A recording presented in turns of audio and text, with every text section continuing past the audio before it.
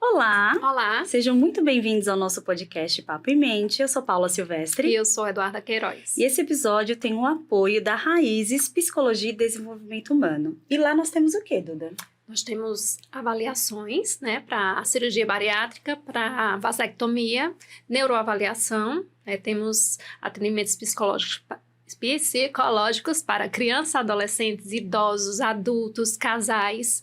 Então, o que você precisar, você encontra lá. É isso aí, só procurar a gente.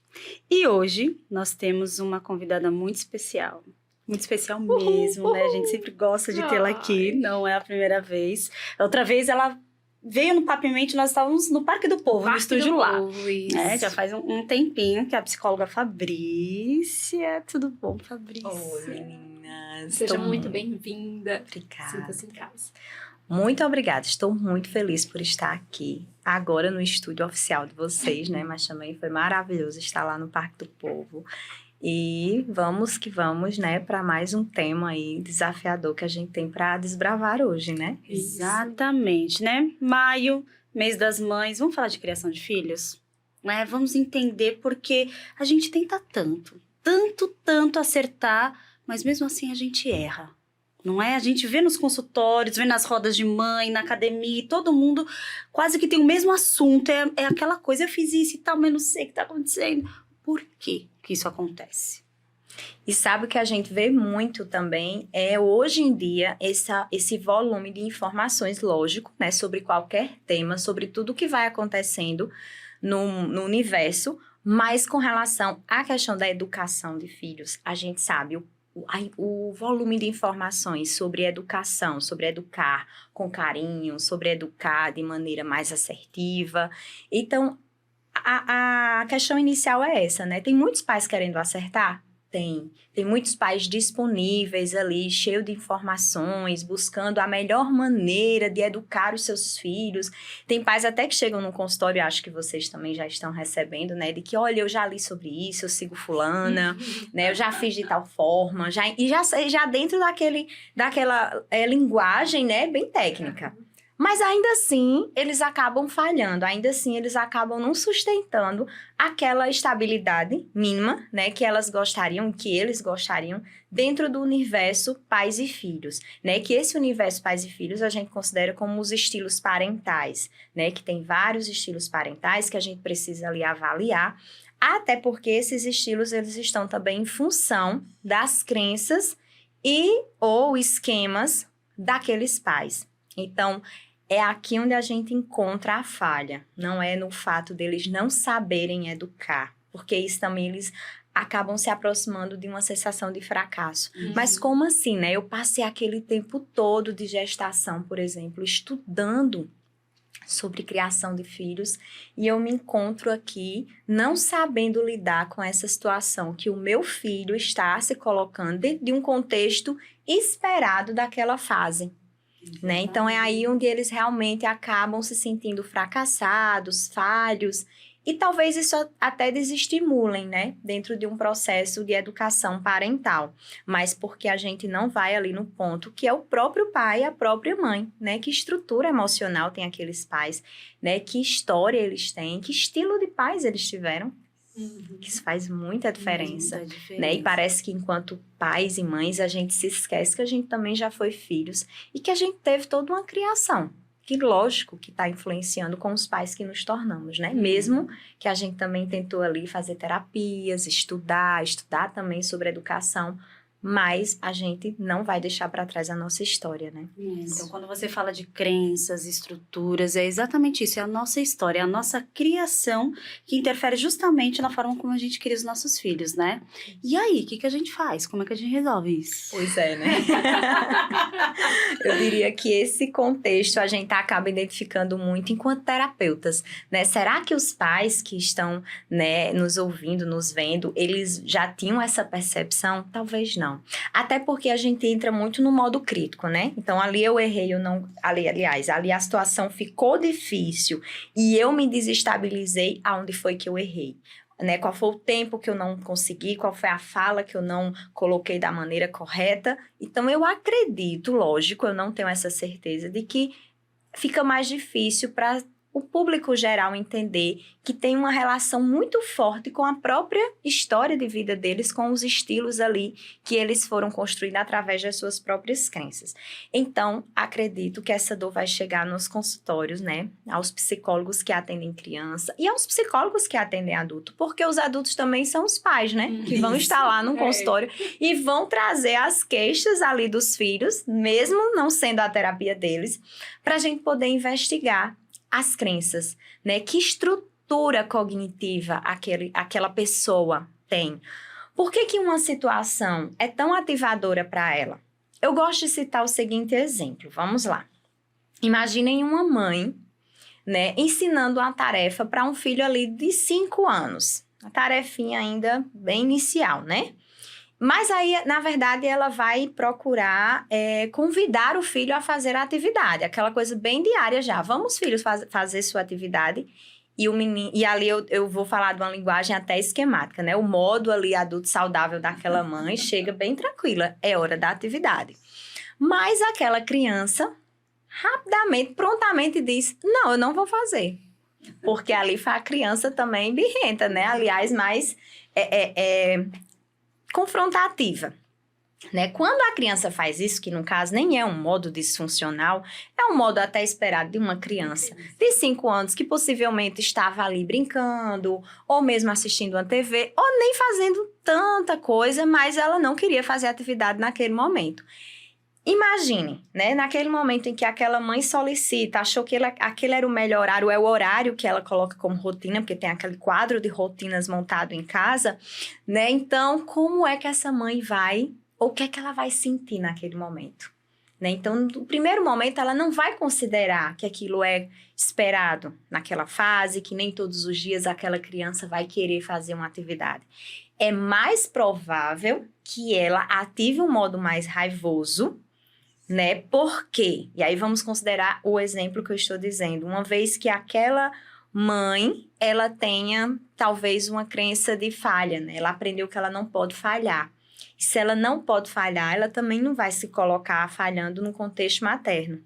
E aquele momento em que o filho diz, eu não vou fazer, vem um pensamento automático do tipo, eu não sei, ou eu não estou conseguindo fazer com que meu filho faça as suas atividades. Ninguém se identificou com esse exemplo. Nada, eu tô aqui assim, então, né? Até aqui, acho que só eu passei por isso. Né? Então, quando ela ativa essa crença, né? Quando ela ativa essa dor que é não falhar, ela vai em busca de uma estratégia de enfrentamento. Então, ela ativa também uma mãe ali raivosa, crítica, né? Um modo mais crítico, e ela começa a gritar com aquela criança que ele vai fazer sim a atividade, que é uma obrigação dele, que é a única e pouquíssima coisa que ele tem para fazer no dia. Que eu sou mãe, estou mandando. E manda aqui sou eu e você vai ter que fazer e é agora. E se não fizer, ainda tem a punição, né? Não vai ter TV depois, sei lá, do almoço. Né? Então, ela ativou todo aquele ciclo de estresse que fez com que a situação ficasse ainda mais difícil, concordam? Porque aquela criança ou vai entrar num modo até mais inseguro, porque o porto seguro dela, o apego seguro dela se desestabilizou, porque aí eu tô falando uma relação bem estável e imaginando que essa não é a primeira vez que essa criança diz esse não, né? E que todas as vezes que ela diz vai ativar a crença dessa mãe. E aí é provável que isso não faça com que a situação ela entre num contexto mais de acolhimento, de poder usar formas criativas, né, de como trazer essa criança para aquela situação que, lógico, precisa ser feita, né, considerando um quadro até dentro da normalidade. Mas entende que isso se perde? Porque naquele momento envolveu-se a ativação daquela mãe. Isso. Né? Se essa situação vai chegar no consultório, aí eu vou colocar realmente como uma situação que eu já vivi como psicóloga. Lá atrás, há uns 10 anos atrás, eu provavelmente ia olhar aquela mãe como, você errou porque você devia ter se abaixado, olhado nos olhos dessa criança, ficado na altura dela e falado um pouco mais baixo de que ela precisa fazer a atividade dela. Aí aquela mãe ia dizer, como é fácil, né? E por que eu não fiz? E quando ela volta para casa, que ela tenta de novo, é provável que ela erre de novo. Porque eu falhei quando eu não fui em busca de por que foi difícil para você ou não daquele menino. Entende? Entende a delicadeza, né, do ser humano, como é desafiador até para nós como psicólogos ter que lidar com essa dimensão, ter que sair não só do contexto comportamental, que por sinal é aquela parte já final de toda uma reação, e ir para onde tudo começa, né? Crenças, pensamentos automáticos que aqueles pais estão ali ativando. Então a criança até sai de cena. É aquela mãe que criou uma regra rígida de que ela não pode falhar, de que ela está errando como mãe, de que talvez ela teve pais críticos e rígidos também. É por aí. Foi claro? Muito. Né? E futuramente, o que é que vai gerar nessa criança, né? Então, Com esses pais exigentes e críticos, né? Aquela vozinha na cabeça, né? Uma perpetuação, né? Que aquela mãe teve e que vai acabar passando para essa criança. E essa criança vai tornar esse adulto também rígido, também inseguro, por que não, né? Com aquelas vozes internalizadas dos gritos daquela mãe que dizia que ele tinha que fazer e que, enfim, que aquilo falava muito mais dela. Um padrão disfuncional. Um padrão disfuncional. Então, a gente vai quebrar onde? Nos pais. E não necessariamente a criança é a única responsável. Então, o problema, vamos imaginar, não seria a criança que não quer fazer atividade, mas a mãe que não admite a falha, né? E que não necessariamente isso seja uma falha dentro de um contexto, mas dentro do esperado, né? Do desenvolvimento, da fase que a criança está. Mas imaginar, então, imagina o quanto essa mãe também não amplia isso para toda a fase da vida dela, e aí, sendo necessário uma orientação de pais, é pouco. Ela vai precisar fazer terapia.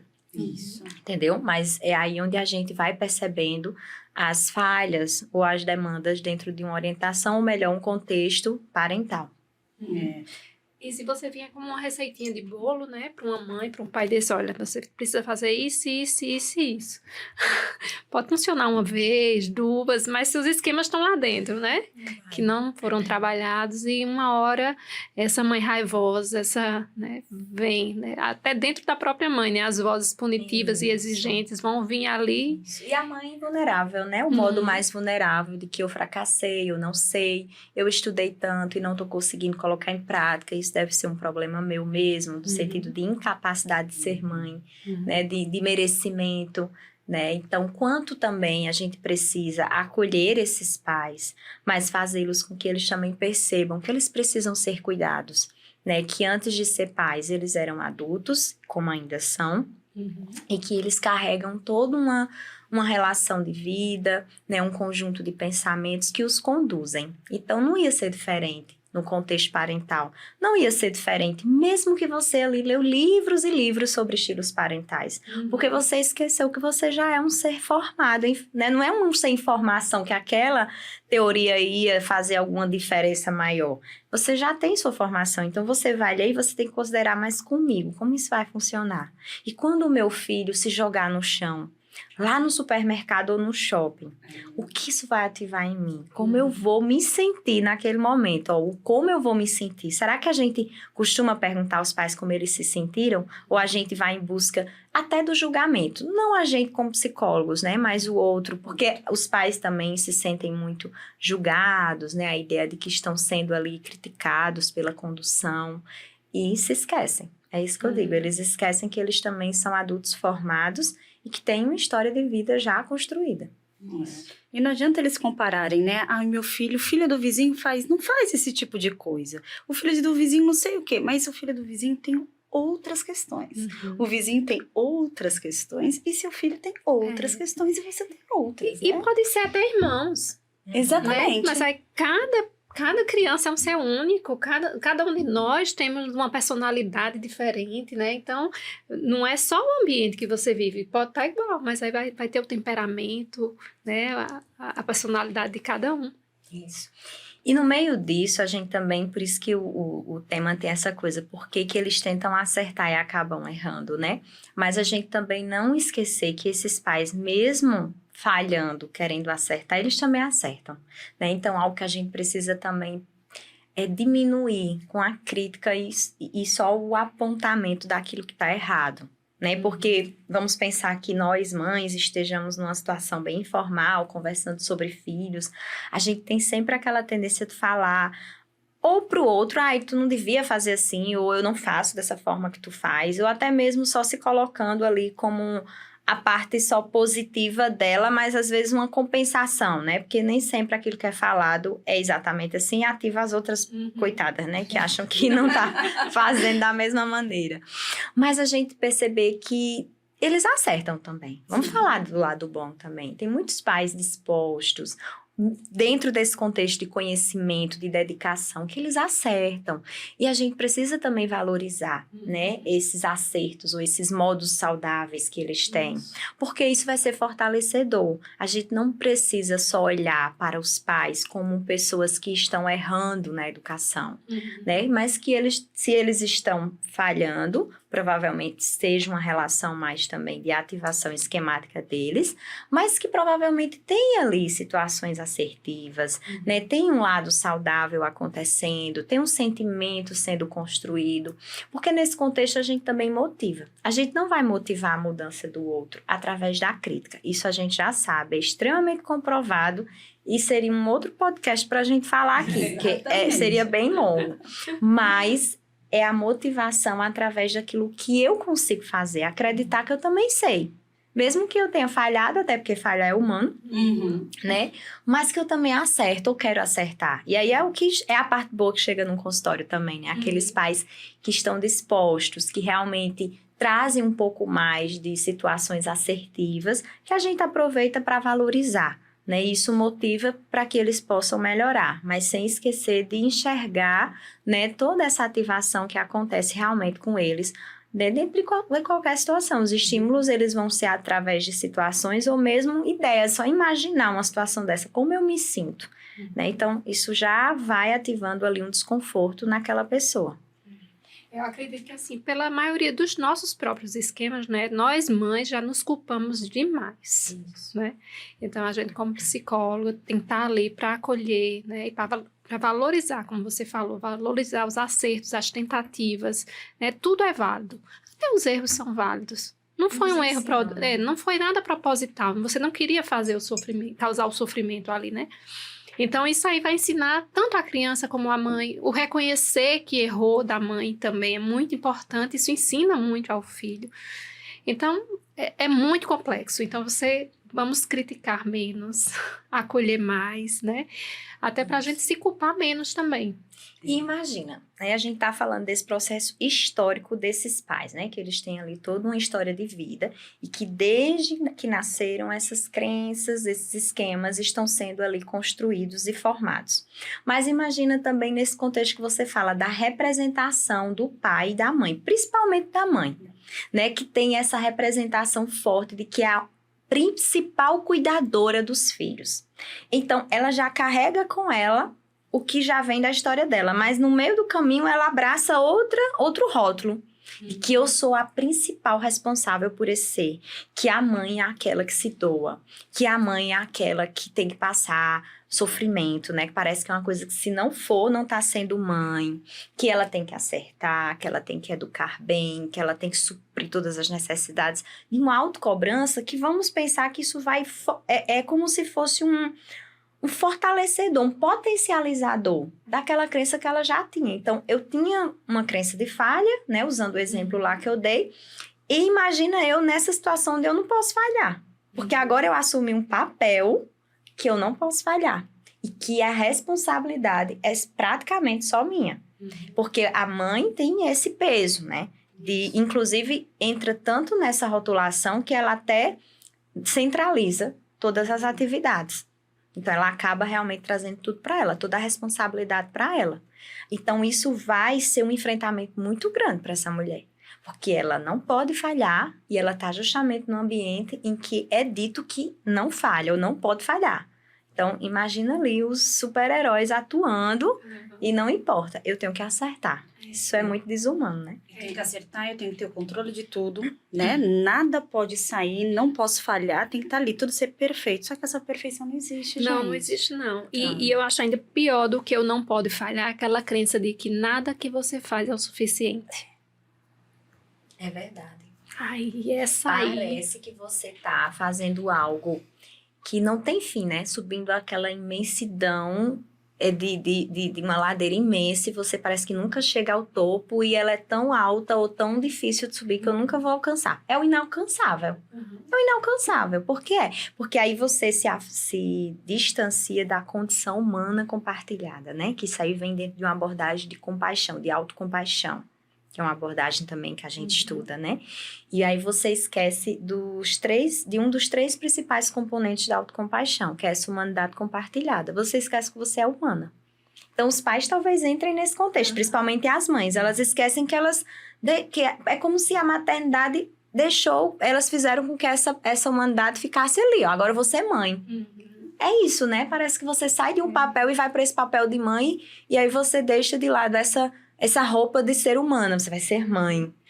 Como tem no Instagram, né? Aquela Mulher Maravilha, vestida, quando tira a roupa da Mulher Maravilha, tá ali, tá acabada, toda marcada. Acho ótimo a gente saber que os super-heróis também se ferem, porque a ideia de super-herói é aquela aquele que nunca perde, aquele que tá sempre forte, aquele que dá o golpe e recebe, mas que tá ali forte. E assim, eu digo muito aos meus pacientes, inclusive aos pais, né? Por favor, deixa essa capa aqui. Faça questão de tirar essa capa de você. Não aceita essa função de super-herói. Porque na medida em que eu aceito um papel desta maneira, com esse nível de responsabilidade, você vai querer cumprir, não vai? E se você não conseguir, porque é provável que você não consiga, você vai se sentir justamente um fracasso. E você vai se responsabilizar por isso. Quando, na verdade, era o que se esperava. Nem tudo vai sair do jeito que a gente pensa, porque pensar é bom, né, não? Pensar é fácil, pensar sai perfeito. Mas a ação requer muita coisa, né? Antes de eu fazer terapia, eu queria ser perfeita. A mãe, que não queria repetir os erros que minha mãe teve comigo e tal. Então, meu filho pequenininho e tal, não, você tem que fazer assim, tem que ser isso, né? Hipercrítica, hiperdemandante e tal. E ele pequenininho, né? E um certo dia ele não fez aquilo que eu gostaria. Ele fez do jeitinho dele, pra idade dele, né? Isso. E ele não fez. Eu dei um grito, eu me desorganizei dentro de casa, que eu parei a casa. E nesse momento eu percebi que não era eu ali, né? Eram as minhas crenças, tudo aquilo. Eu estava reproduzindo o padrão. Era a sua criança ali, né? Criança que falhou. Que falhou e que tal. E que era justamente como minha mãe fazia comigo. E eu vi o olhinho dele da mesma forma que eu fazia, de desespero, né? E aquele momento fiz, eita... Não, alguma coisa não tá legal aqui. Né? Mas esse é o ponto também importante. Não só reconhecer onde é que tá o problema, mas passar a se autorregular. Que é uma coisa muito importante que a gente também precisa trazer para esses pais, para essas mães. De que, mesmo que elas também tenham toda essa compreensão de que tem a ver com as crenças, os esquemas, e ela vá lá para terapia e ela faça um programa bem feito de orientação para pais, vai acontecer essa desregulação mesmo assim. Só que a diferença são as ferramentas que você vai adquirir para se autorregular. Então, aquele exemplo, mais uma vez trazendo aqui, aquela mãe precisava se autorregular, ela se desregulou, né? E ela, quando se desregulou, naturalmente ela desregulou aquela criança. Porque a gente, que é mãe, também sabe que o nosso estado emocional reflete diretamente no estado emocional deles. Então, onde foi que ela também se permitiu se autorregular? Porque a gente, nesse processo de sobrecarga, de que eu tenho que ser mãe, eu tenho que ser perfeita, eu não falho, eu não choro, eu não me desestabilizo, a gente esquece que a gente também, naquele momento, pode se regular. E isso é que é importante, não é não ter se desregulado. Ou melhor, não é ter se desregulado, é ter a capacidade de se autorregular. Porque aí ela não teve o entendimento, que isso tem muito mais a ver com a crença, né? Imaginando que essa mãe passou ali por um processo de orientação, né? E ela sabe que agora tem muito a ver com ela, ela entende que é a crença dela que está ativada. Então, se é a crença dela que está ativada, o que é que ela vai fazer com isso? Porque não vai ficar lá no consultório da gente a crença, né? Como a capa fica, agora a crença vai junto. É bom se a gente tivesse esse poder, né? Jogar no lixo.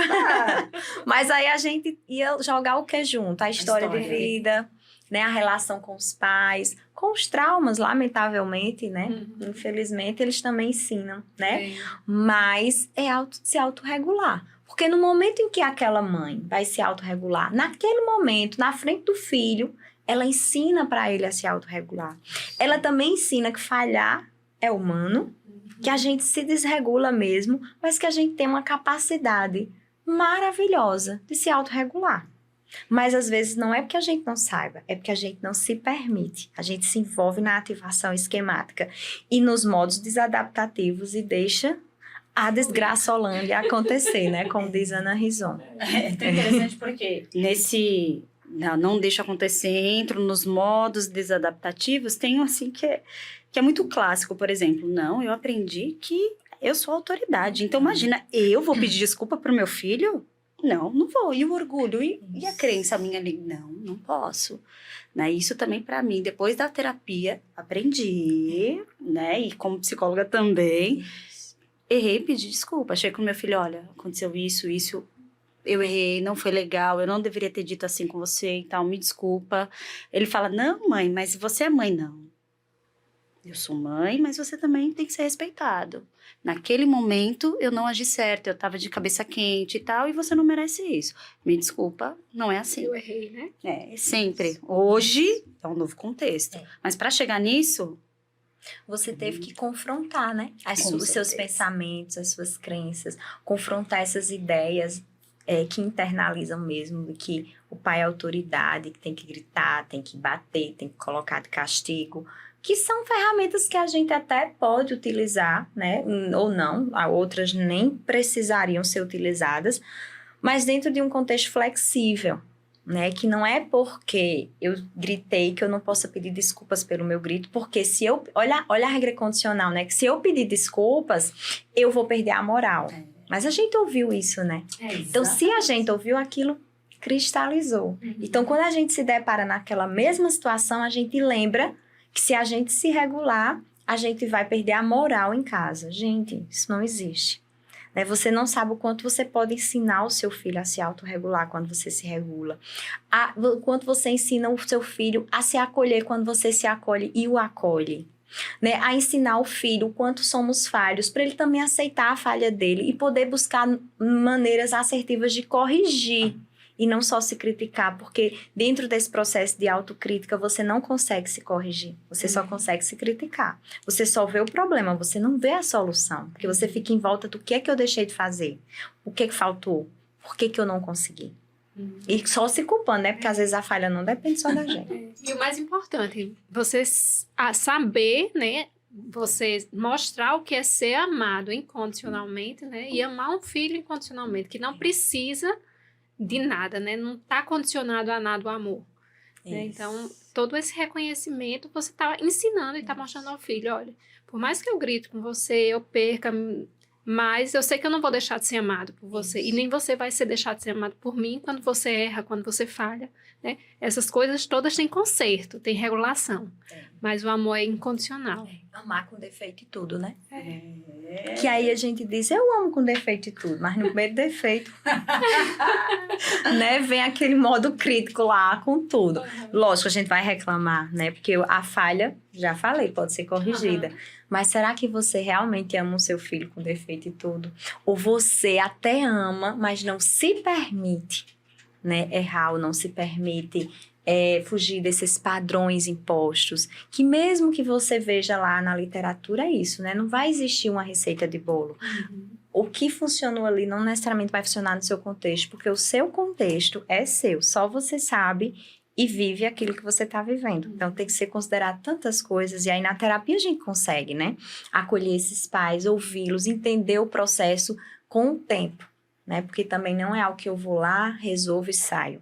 É um processo. E é do processo que muitos fogem, né? Ah, demais, né? Agora, isso tem a ver também, Fabrícia, se eu não consigo trabalhar isso como criança e tal, ele vai crescer, ele vai ficar adolescente. Aí chega na adolescência que todo mundo fala, é aborrecência, esse menino não me respeita, bate de frente comigo, muitos pais, né? Bate de frente comigo. Como é que é isso? Por que é isso? Primeiro, é falta de conhecimento também, né? Porque aí a gente já entra numa fase em que além do processo de conhecimento que você precisa ter com você precisa ter da adolescência, que eu acho que não tem. A gente tem um costume de ter um conhecimento da infância, né? Lá no começo eu falei sobre esse volume de informações, e eu digo por experiência, lógico. Eu ainda não cheguei nessa fase da adolescência do meu filho, eu espero ter mais conhecimento dessa fase. Mas você vai ter aquele volume de informações sobre desenvolvimento infantil, né? Os terríveis 2 anos, os primeiros 6 meses, os saltos de desenvolvimento.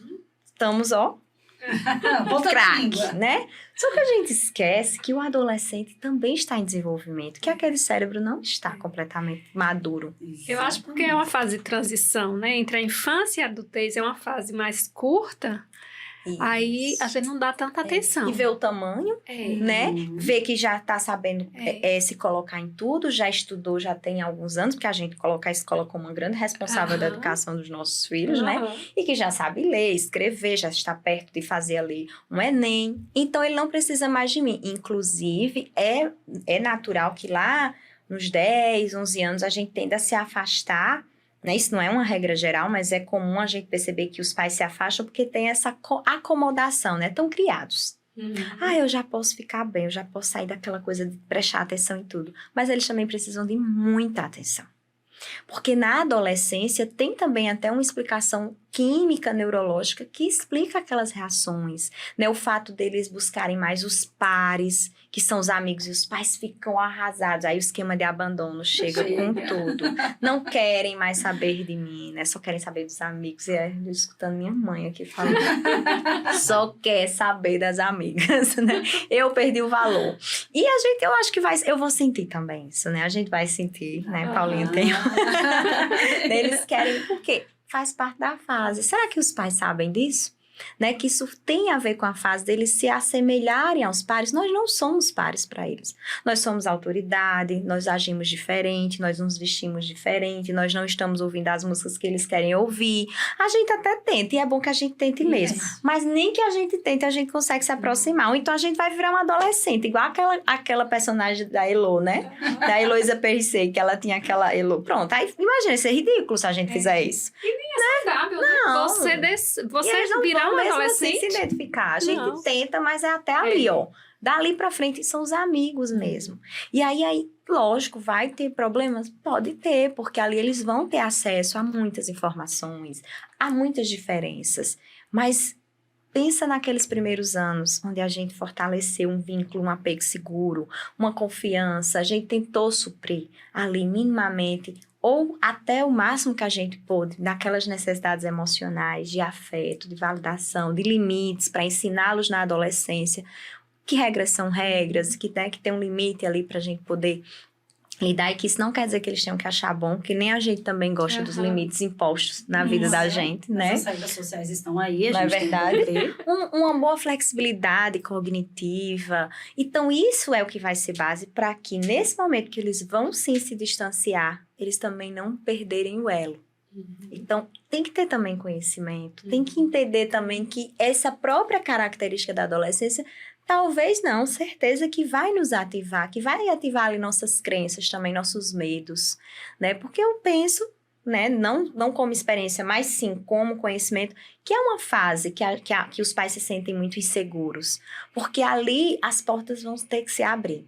Né? As gaiolinhas vão ter que se abrir. Agora tá aqui, ó. Eu sei onde está agora, eu sei com quem está e já eu vou estar. Mas se fosse um adolescente, eu já não garantia, né? Com quem está na saída da escola, no final de semana. E aí, os pais vão se sentir inseguros. E aí, tem que ter esse conhecimento neurológico, biológico, mas também trabalhar bem esses primeiros anos de vida faz muita diferença, né? A gente tem que entender também que o cérebro, né, não está completamente formado no adolescente, né? Ele vai se formar 21 a 24 anos, né? Isso. Que ele vai estar completamente formado. Isso. Então, tem muita coisa ali que ele ainda é novo, né? Questão hormonal, tem muita coisa envolvida. É uma questão, um boom hormonal, né? Um boom hormonal. Esse cérebro que não está maduro. Então, assim, uma capacidade muito pequena de resolução de problemas, de raciocínio, de razão, porque eles são muito mais emoção ainda. E esses hormônios a todo vapor. Agora, pare para olhar alguém assim. O que é que você espera dessa pessoa? um não, né? Um tipo, bora e eu, não vou não, né? Vamos ali na festa. Imagina, essa festa é perigosa. Não, ele vai ficar ali entre, eu devia ir, Eu né? sou Vai do que seja bora. bom, eu sei me virar, eu já sou grande, Eu sei me né? defender, E vai não vai acontecer no nada impulso. errado. Vai. E aí somos nós, os pais, que vamos também saber mediar e não evitar que isso aconteça.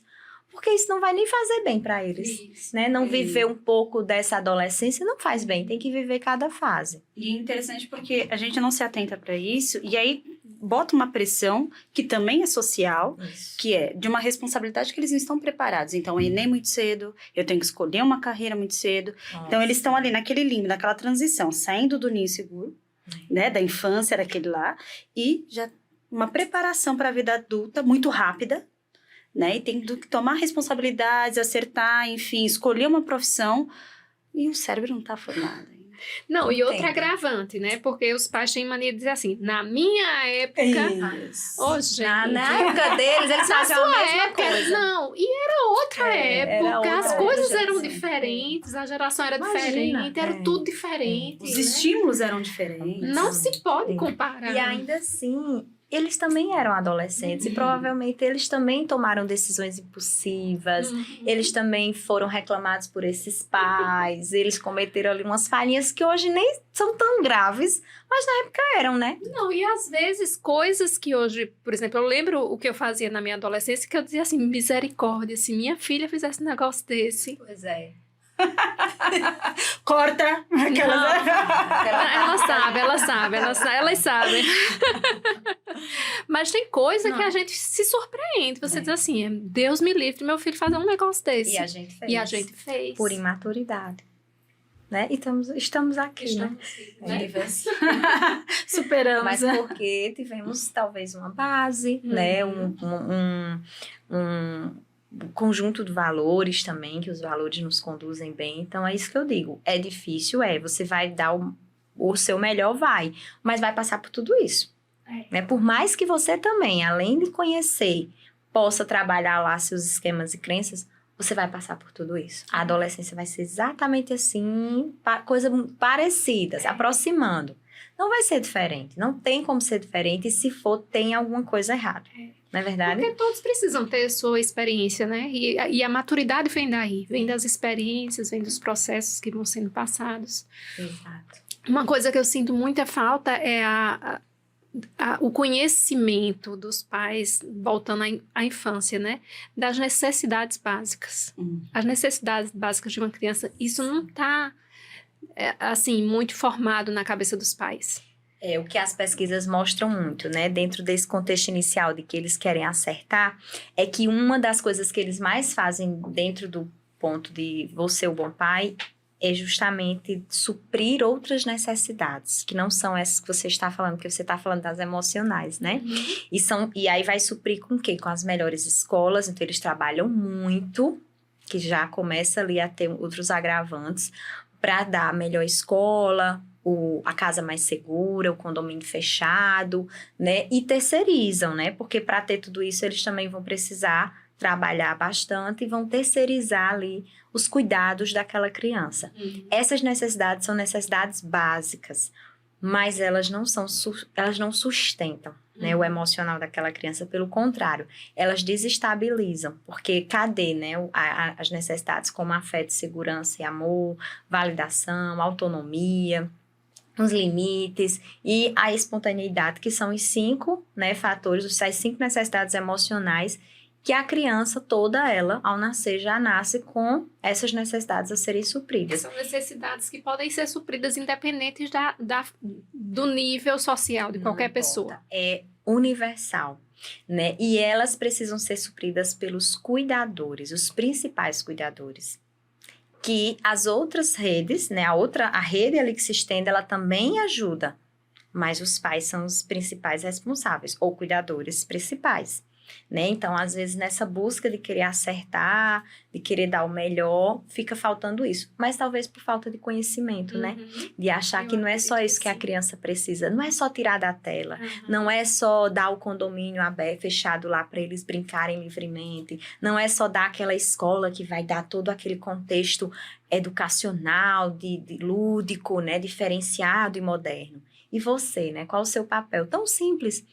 simples, mas desafiador, né? Dentro desse também contexto, esse processo em que somos também humanos e nem sempre a gente vai conseguir suprir, porque nós também não tivemos. E aí, nesse olhar, né, para além dos pais, né, não só do estilo em si, mas da própria crença desses pais, nós, enquanto terapeutas, temos essa função também de identificar as necessidades que esses pais não foram supridas, porque a gente vai entender muito do carinho que ele não consegue dar tão bem, né, do fato dele não conseguir brincar tanto com aquela criança. Da rigidez, porque eles também não foram supridos. A gente precisa considerar bastante e talvez até aí encaminhá-los para a terapia, para a gente poder fortalecer essa falta, né, esse buraquinho que tem neles, porque aí realmente eles vão ter todo o conhecimento, a gente vai dizer o passo a passo, eles não vão fazer, porque falta neles, né? Nossa, eu parei assim agora, né, e fui, porque aí falando para psicólogos, né, vai além de uma orientação para pais, né? Não é simplesmente você pegar aquilo que a gente estava falando dos bastidores. A cada 3 sessões, a cada 4 sessões, uma vez por mês, vou chamar os pais para conversar. Não, é uma vez. Você não vai saber as necessidades daquele pai, Não. né? Daquilo para poder entender a criação e tudo mais, né? Então, é muito complicado. Vai muito para além essa orientação, né, Fabrícia? Vai. É um convite aos psicólogos, né, que acompanham vocês para investirem, e até, né, vocês, eu digo vocês porque eu já entendi que eu não vou mais investir nisso. Mas já trabalhei muito. Hoje até ainda atendo pais dentro desse contexto, mas de trabalhar em programas de orientação para pais. Pode ser também uma falta de informação, né? De não entender que tem programas para orientação para pais. Não é só o encontro a cada 4 sessões. Ali é o mínimo, é o retorno. É a sessão de retorno, né? Que a gente respeita a sessão daquele paciente para não ficar toda a vida trazendo para o nosso setting terapêutico. Mas um programa de orientação para pais faz toda a diferença. Tem casos, e isso são pesquisas, já resultados de pesquisas, em que se compara um grupo de crianças tratados só nesse contexto mais tradicional, criança alternando os pais, e um grupo de pais. Aonde foi que deu mais resultado? Grupo de pais. Exatamente. De um grupo. E tem pesquisas em que se estuda os dois públicos, porque vai depender dos casos. Aí essa segunda pesquisa avaliou pais de crianças menores naquela primeira infância e o resultado foi o mesmo. Por que o resultado foi o mesmo? Porque é como se aquelas crianças estavam só indo para o consultório, entendeu? E os pais que estavam sendo trabalhados. Então, estava sendo bom. Mas se eu tivesse ficado só com os pais, também seria bom. Eu teria evitado de estar ali no consultório com aqueles praticamente bebês, porque você vai atender uma criança de 2, 3 anos, caso e caso. Aí eu teria que especificar aqui os casos para, né, a gente entender melhor. Mas a gente não vai produzir muito, porque eles não têm um desenvolvimento emocional adequado ainda para poder se expressar, para poder trazer detalhes, para poder ter insights e até lembrar disso ao longo da semana. Então, acaba que tem mesmo casos em que vai ser muito mais eficaz trabalhar os pais. E vai ter casos que não vai fazer diferença nenhuma. Se não vai fazer diferença, então vamos ficar com os pais. Porque assim a gente agiliza. A gente encontra mais semanalmente e a gente agiliza o resultado daqueles casos. E é lógico que ao passo que aquela criança vai se desenvolvendo, vai se tornando ali uma criança da segunda infância, adolescente, aí sim, essas pesquisas elas já trazem outros resultados que aquela criança tem mesmo que ter o atendimento. Mas entendem o quanto é forte essa questão da orientação para pais, um programa voltado para avaliar as necessidades emocionais não atendidas, os esquemas que foram desenvolvidos, os modos que estão ali atuando naqueles pais, para que eles possam justamente buscar aprender e fortalecer o adulto saudável deles, para então, além de outras áreas da vida, atuar melhor lá na carreira lá que eles escolheram, que é a maternidade e a paternidade, né? Dica de psi, tá vendo? Vamos por Pois aí. Foi. Mas é muito interessante, né? A gente poderia falar horas e horas sobre isso, porque se você não supre a sua necessidade, se você não entende as suas crenças, a estrutura que você foi criada, a história e tudo mais, você vai reproduzir. Você entra num ciclo e você não sai mais. E isso vai perpetuar. Você vai pro seu filho, né? Vai pro seu neto e assim vai. E é patológico, é complicado, vai trazer problemas na vida adulta, né? Segurança é o mínimo, né? E várias outras coisas, ansiedade, depressão, coisas, né? Isso, com certeza. Então a gente precisa ter um olhar, né? E os pais que estão nos assistindo e nos ouvindo, se identificar, vá fazer terapia, né? Vá atrás, porque é importante. Eu tiro por mim, tá? Experiência própria. É importante, né? Então, como que é? Como que a gente cuida, né? Eu quero acertar e acabo errando. Então, vamos ter um olhar mais cuidadoso sobre isso, não é, Fabrícia? Sobre você, né? Sobre você como humano. Isso é muito acolhedor. Isso realmente faz cada um ali se colocar numa situação única, né, de ser humano, e que então realmente eu preciso cuidar de mim. Há uma resistência? Há uma resistência, porque independente do contexto, nós resistimos a acessar nossas dores, porque dói, né? Então, se é mais fácil comer esse bolo, eu prefiro comer esse bolo do que falar sobre outras coisas. Mas a gente vai vendo isso no dia a dia, né? Quando a gente vai vendo os resultados, quando a gente vai vendo que a gente até tenta, mas não tem como. Ou a gente busca suporte, porque eu também me orgulho muito de dizer que semanalmente eu estou na minha terapia, né, para levar todas as minhas dores, né, principalmente da maternidade. Eu não sei como seria se eu não tivesse realmente o meu espaço, porque só lá que eu consigo me sentir validada, né, e compreendida, não é verdade? E é interessante que só quem passa, né, pela maternidade, assim, eu tenho um filho de 23, tenho uma de 18 e uma de 8, né? E eu vi a mãe que eu fui com de 23, fui uma mãe, tanto porque eu era uma pessoa naquela época, junto com a personalidade dele. Com a de 18 eu já era outra mãe, e a personalidade dela diferente do primeiro. E agora com a de 8 eu sou completamente diferente, né? Também. E eu penso assim, se eu pudesse voltar no tempo, eu tinha feito tanta coisa diferente. E vi também que quando eu comecei a cuidar de mim, como eu evoluí rápido para um novo ser, né? E eu disse assim, eu paro assim, tem hora que eu paro assim, eu perdi tanto tempo na vida. Podia ter chegado a essa maturidade que eu tô hoje, né? Há mais tempo antes, há muito mais tempo, né? Mas tudo é válido, né? Então, o importante é a gente olhar e dizer assim, vamos olhar daqui para frente. Ainda dá tempo. Ainda dá tempo. Agora mesmo eu estava num atendimento e a paciente disse, mas eu vou me curar disso. Ela já é uma pessoa mais adulta, né? Eu disse, não, você não vai se curar, mas ainda dá tempo de fazer diferente. E aquilo tocou nela, né? Então, assim, tá feito, né? Já foi. A gente tem sempre essa sensação de, poxa, como eu também já tenho, com 4 anos de experiência, né? Eu já digo, meu Deus, volta atrás que eu quero fazer diferente. Mas isso não vai acontecer. Isso também só tá a nível cognitivo, né? Mas ainda dá tempo de fazer diferente. Porque eu me permiti mudar e provavelmente vou ser uma mãe diferente numa próxima experiência. E se forem várias experiências, eu também vou ser diferente. Né? Mas o mais importante é a gente também nos abraçarmos, né? Nesse contexto de que, tudo bem, eu lamento por não ter sido da maneira que poderia ter sido, mas agora a gente pode fazer sim diferença. Se não... E aí tem isso, né? Se não pudesse ainda dar tempo para ser diferente, aí nem precisava de psicólogo de adulto, só baixava de criança. Não tratou na infância, Pronto, não tem mais lamento, né? Então, por que a gente tá tendo? A gente tá tendo um idoso, a gente tá tendo um adulto jovem? Porque ainda dá tempo, dá tempo da gente resolver sempre muita há tempo, coisa. né? Com Para não certeza. carregar uma culpa desnecessária. Você não tá né? vivo? Tá vivo, então dá pra fazer diferente.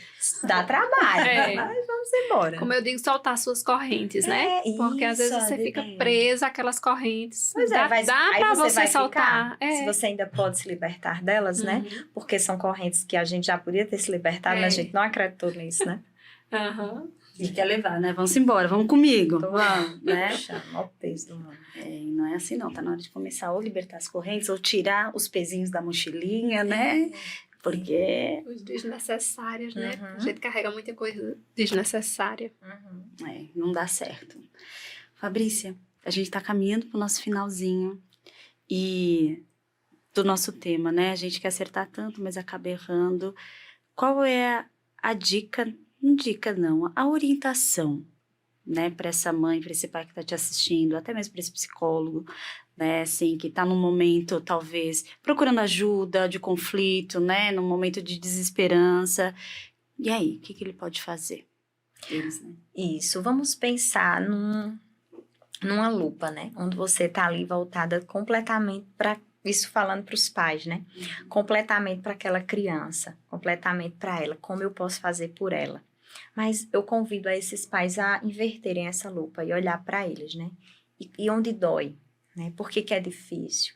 Por que que eu não tô me sentindo bem nesse contexto? Por que que esse contexto é tão difícil para mim? Isso me lembra alguma coisa?